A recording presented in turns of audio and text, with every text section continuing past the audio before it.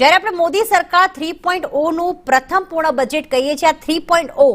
ગવર્મેન્ટની એક સફળતા તો છે, કારણ કે લોકો એમના પર વિશ્વાસ મૂકી રહ્યા છે અને ત્રીજી વખત એટલે બીજા 5 વર્ષ માટે તેમને ગવર્મેન્ટ સોંપવામાં આવી છે, સત્તા સોંપવામાં આવી, પણ સાથે સાથે લોકોની આશા અને અપેક્ષા પણ સામે એટલી વધી જતી હોય છે, ભાઈ તમને 10 વર્ષ તો અમે સત્તા આપી છે, પણ ત્રીજી વખત વિશ્વાસ મૂકી રહ્યા છીએ તો અમારી તમામ આશાઓ અપેક્ષાઓ તમે પૂર્ણ કરશો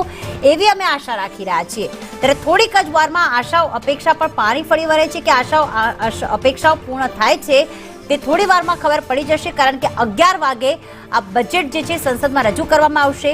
રાષ્ટ્રપતિની મંજૂરી બાદ હવે કેબિનેટની મંજૂરી પણ મળી ગઈ છે આ બજેટને અને લગભગ 30 મિનિટ જેટલો સમય છે, 30 મિનિટ કરતાં પણ ઓછો સમય બાકી છે અને આ બજેટ રજૂ થશે। દેશવાસીઓની આના પર નજર છે, દરેક સેક્ટર્સની આના પર નજર છે, ખાસ કરીને આ વખતે બજેટમાં શું નવું આવશે, સતત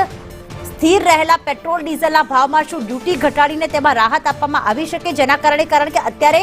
મોંઘવારીના આ સમયમાં ભલે દેશનો એક તરફ વિકાસ થઈ રહ્યો છે એ છે, પણ સાથે સાથે દેશની જનતાના ખિસ્સાને પણ જોવાની જવાબદારી એ સરકારની આવે જ છે અને એટલા જ માટે ત્રીજા કાર્યકાળનું આ પહેલું પૂર્ણ બજેટ જેના પર ખૂબ જ